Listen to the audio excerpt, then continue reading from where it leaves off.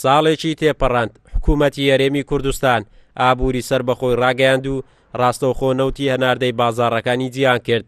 ئەمەش بە یەکەمین پرۆسەی سربەخۆی هەرێمی کوردستان دانرا بۆ دەستەبەرکردنی داهات، بەڵام ئەوەی جێگای تێبینی شارەزانی بواری ئابووری بێت تا ئێستا نەتواندراوە ئابووری سربەخۆ هەرێمی کوردستان لەم قەیرانە دارایی ڕزگار بکات کە ماوەی 2 ساڵە بەرۆشی گرتووە.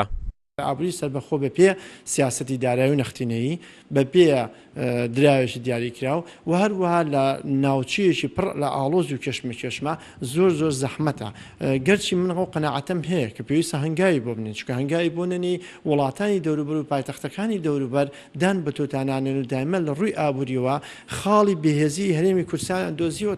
وتەبیژی حکومەت هەرێمی کوردستان ڕای دەگەێنێت ڕۆژانە نزیکەی 500,000 بەرمیل نەوت هەناردەی بازاڕەکانی جیان دەکرێتن و با گوێرەی نرخی ڕۆژیش نەوتەکە دەفرۆشرێت.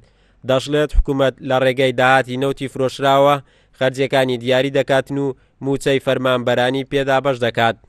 لە دەوری 500,000 لە ڕۆژێکدایە و بازاری نەفتی عالەمیش ئەوەی کە برێند پێوەرە ئەگە 45 دلار بیتن نەفتی هەرێمی کوردستان 10 دلار لەوە کەمترەواتە ئەگە معدەلی 35 دلار وەرگری حسابەکی ماتماتیکیە لەگەڵ لەسەر 500,000 حسابکەی ڕۆژانە ممکنە 17 تا 18 میلیۆن دلار بیتن زەربی 30 ڕۆژی بکە. ئیتر ئەوەیە ئیراداتی کە دێتە هەرێمی کوردستان و بەشێک لەوەش نزیک 70 تا 80 میلیۆن دلار دەدرێتە ئەو کۆمپانیانەی کە نەفت بەرهەمدێنن و وەڕادەستی حکومەتی هەرێمی کوردستان دەکەن لە بۆ فرۆشتن.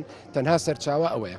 ئابووری سربەخۆ سەرەتا لەگەڵ ئەوەی ئومێدی زۆری باتاچی کورد بەخشی بەوەی لە داهاتوو دەتوانرێت ببێتە جێگرەوەیەکی ئەو بودجەیە کە لە عێراق بۆ هەرێم دەهێنرا، بەڵام ساڵێکی تێپەڕاندووە وڵاتیان هاوشانی موچەخۆرانی هەرێمی کوردستان لا چاوەڕوانی بەرهەمی ئەو ئابووریە سربەخۆیەدان کە حکومەت هەرێم ڕایگەیاندووە و کاری لەسەر دەکات. قارەمانجۆر، کوردسات نیوز، هەولێر.